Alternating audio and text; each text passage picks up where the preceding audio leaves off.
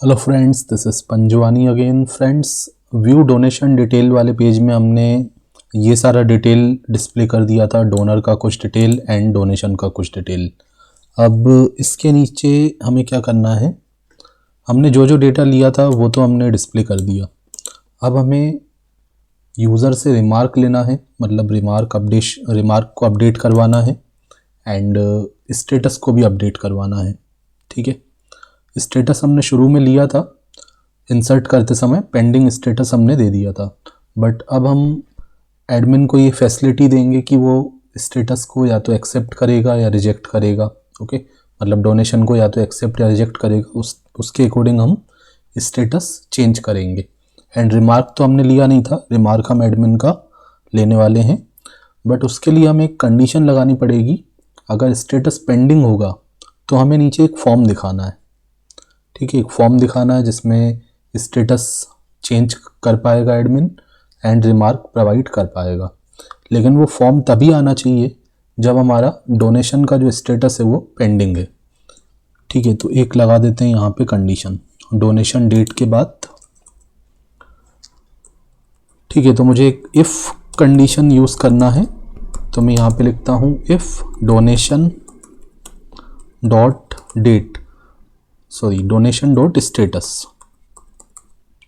Status अगर क्या है, पेंडिंग है। अब पेंडिंग मैंने पूरा स्मॉल लेटर में लिखा था इंसर्ट करते समय, तो यहाँ पे ही मैं स्मॉल लेटर में लिखूंगा। ठीक है, अगर स्टेटस एंडिंग होगा तो मुझे एक फॉर्म दिखाना है, अदरवाइज फॉर्म को नहीं दिखाना है। ठीक है, अदरवाइज मुझे क्या करना है कि स्टेटस जो दे दिया है, ठीक है, जब शुरू में तो स्टेटस क्या रहेगा, पेंडिंग रहेगा, तो हमें एक फॉर्म डिस्प्ले होगा। बट एडमिन जब स्टेटस प्रोवाइड कर देगा तो हमें क्या करना है, जो स्टेटस एडमिन ने दे दिया है वो स्टेटस दिखाना है और वो रिमार्क दिखाना है। ओके,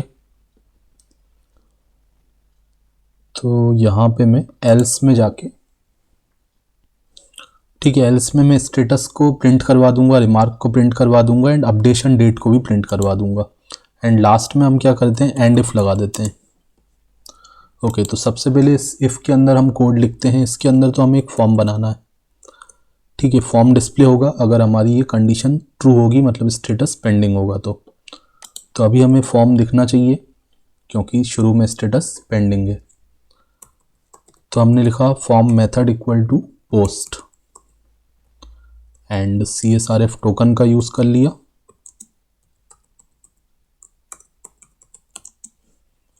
ओके, अब यहाँ पे भी अपन रो कॉलम का कंसेप्ट यूज़ कर लेते हैं जैसे अपन ने ऊपर यूज़ किया था।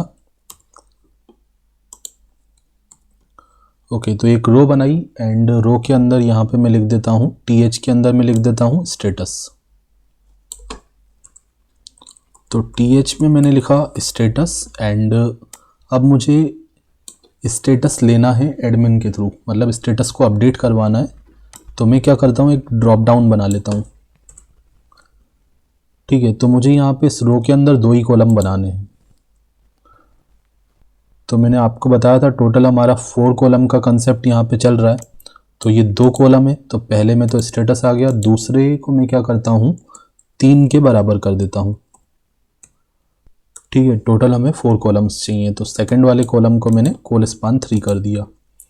एंड इसके अंदर हम क्या करते हैं, एक ड्रॉप डाउन बना लेते हैं जो हमारा सेकंड वाला कॉलम है। ठीक है, ड्रॉप डाउन बनाने के लिए हम क्या यूज़ करेंगे, सेलेक्ट टेक का यूज़ करेंगे।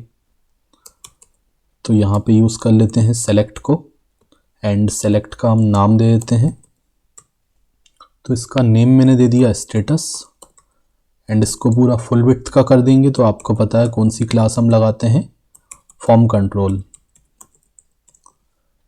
एंड इसको रिक्वायर्ड कर देते हैं, मतलब सेलेक्ट करना कंपलसरी है। एंड उसके बाद यहाँ पे मैं ऑप्शन टेक का यूज़ करूँगा, जितने ऑप्शन देने हो। ऑप्शन में हम वैल्यू का यूज़ करेंगे,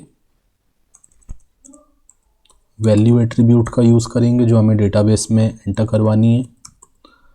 तो पहली वैल्यू हमारी एक्सेप्ट रहेगी और दूसरी रिजेक्ट रहेगी।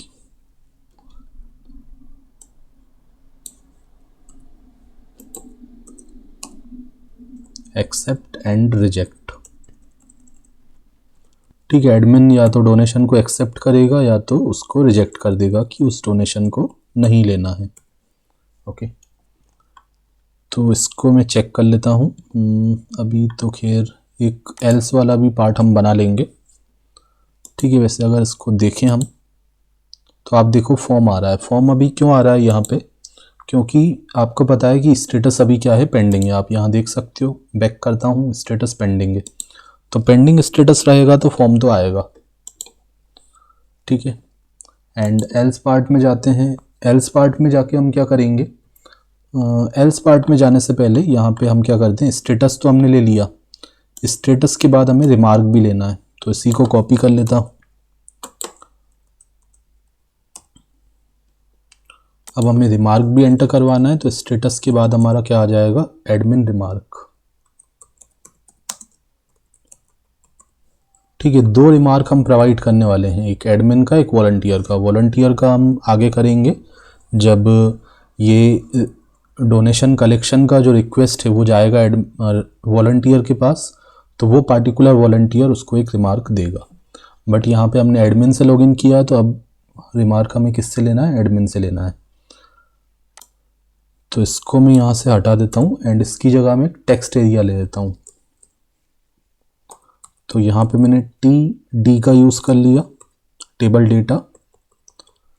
एंड यहाँ पे भी मैं क्या करता हूँ, सॉरी टी तो हमने लिया हुआ है, इसके अंदर मैं टेक्स्ट एरिया बना लेता हूँ। ठीक है, रिमार्क लेना है तो हमें कुछ ज़्यादा स्पेस देना चाहिए, नॉर्मल टेक्स्ट बॉक्स नहीं बनाना चाहिए। तो टेक्स्ट एरिया बना लेते हैं एंड इसका नाम मैं दे देता हूँ। तो इसका नाम मैंने दे दिया एडमिन रिमार्क एंड इसको भी फुल विड्थ का कर देता हूँ। तो मैंने क्लास लगा दी फॉर्म कंट्रोल एंड इसको भी रिक्वायर्ड कर देते हैं। ठीक है, मतलब इस फील्ड को फिल करना ज़रूरी है।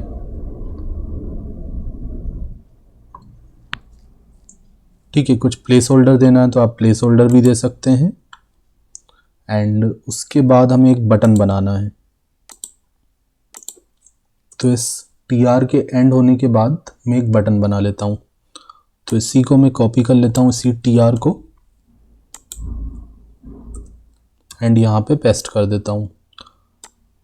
अब यहाँ पे मैं क्या करता हूँ, जो मेरा पहला वाला टीडी रहेगा उसको मैं ब्लैंक छोड़ देता हूँ एंड उसके बाद जो सेकंड वाला टीडी है उसमें मैं क्या करता हूँ, एक बटन बना लेता हूँ।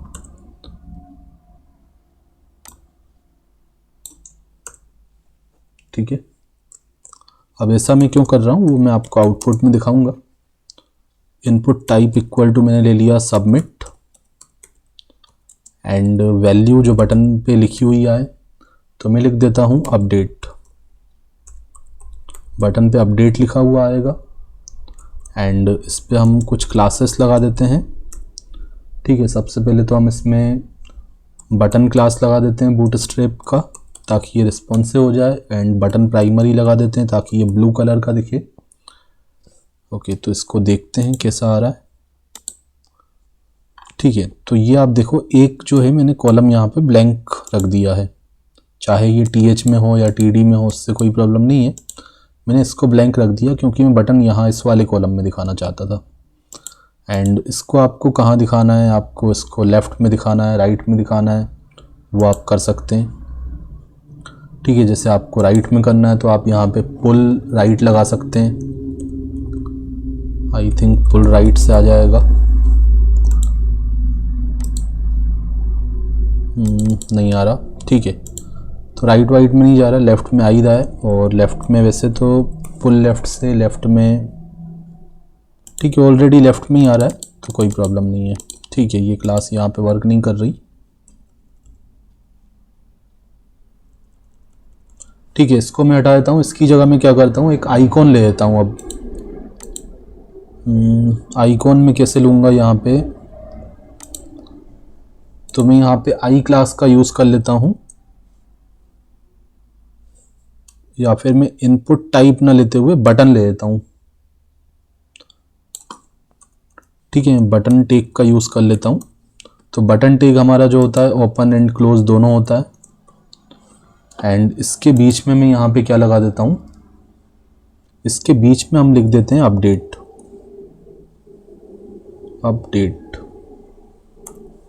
ओके, यहाँ से हटा देता हूँ। तो ये दो तरीके होते हैं, आप चाहो तो इनपुट टाइप इक्वल टू लेके करो एंड चाहो तो आप यहाँ पे बीच में अपडेट लिख दो। ओके, चाहे तो आप बटन टैग का यूज़ कर लो या इनपुट टैग का यूज़ कर लो। ओके, दोनों से ही हमारा सबमिट का बटन बन जाएगा। एंड यहाँ पे मुझे एक आइकॉन लेना है, वैसे मैं उससे भी कर सकता था, ठीक है, उससे भी हो जाता, मैं आगे आइकॉन क्लास का यूज़ कर लेता, ठीक है, आई टैग का यूज़ करके करता तो उससे भी हो जाना चाहिए था।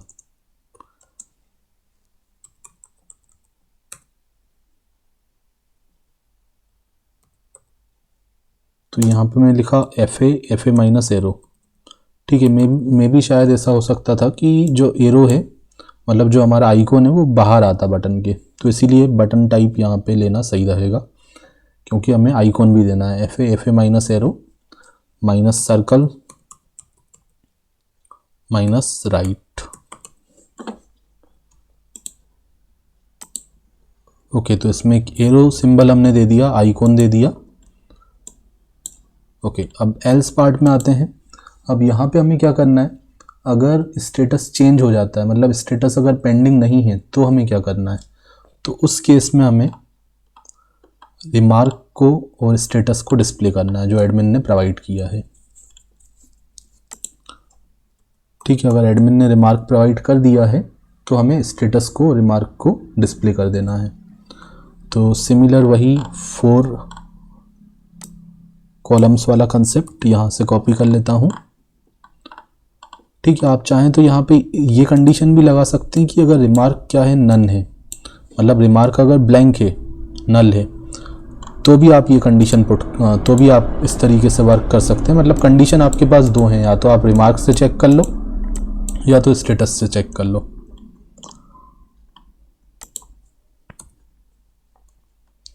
एंड एल्स में जाके हम क्या करते हैं, स्टेटस को डिस्प्ले कर देते हैं एंड स्टेटस के साथ साथ मैं अपडेशन डेट को भी डिस्प्ले कर दूंगा, क्योंकि जब भी हमारा डेटा अपडेट होगा तो हमारा जो अपडेशन डेट है वो भी हम अपडेट करवाएंगे।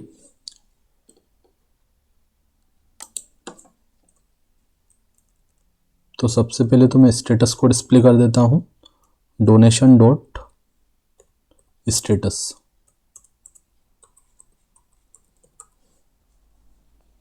एंड उसके बाद हमारा आ जाएगा अपडेशन डेट, कि इसको कब अपडेट किया गया है। ठीक है, इस रिकॉर्ड को कब अपडेट किया गया वो भी हम ट्रैक यहाँ पे करके रखेंगे, तो अपडेशन डेट का हम यूज़ करेंगे। तो ये कॉलम हमने बनाया हुआ है एंड इस कॉलम का नाम हमने दिया था अपडेशन डेट। तो जिस नाम से आपने कॉलम बनाए हैं models.py के अंदर वही आपको यूज़ करने हैं। एंड इसको मैं यहाँ से कॉपी कर लेता हूँ एंड फिर से मैं यहाँ पे इसको पेस्ट कर देता हूँ। अब मुझे क्या दिखाना है, एडमिन का रिमार्क दिखाना है। तो यहाँ पे स्टेटस की जगह में लिख देता हूँ एडमिन रिमार्क। ओके, तो यहाँ पे मैं रिमार्क को डिस्प्ले कर दूंगा। मेरे पास यहाँ पे 2 कॉलम्स हैं, तो पहले को मैंने 1 साइज का रखा है एंड दूसरे को, पहला बाय डिफ़ॉल्ट 1 साइज का है, दूसरे को मैंने 3 कर दिया क्योंकि टोटल मेरे पास 4 है यहाँ पे। एंड यहाँ पे मैं कर देता हूँ एडमिन रिमार्क। ओके, तो आई थिंक हमारा वर्क हो चुका है। अब नीचे एक इफ एल्स वगैरह की कंडीशन हम लगाएंगे जब हम इसको अपडेट करवाएंगे views.py के अंदर। पहले हमें डेटा को रिसीव करना पड़ेगा।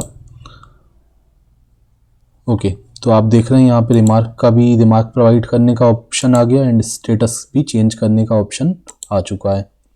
अब इसका जो बैकएंड का कोड है डेटा को रिसीव करना एंड अपडेट करवाना वो हम देखेंगे नेक्स्ट वीडियो लेक्चर में। Thanks for watching.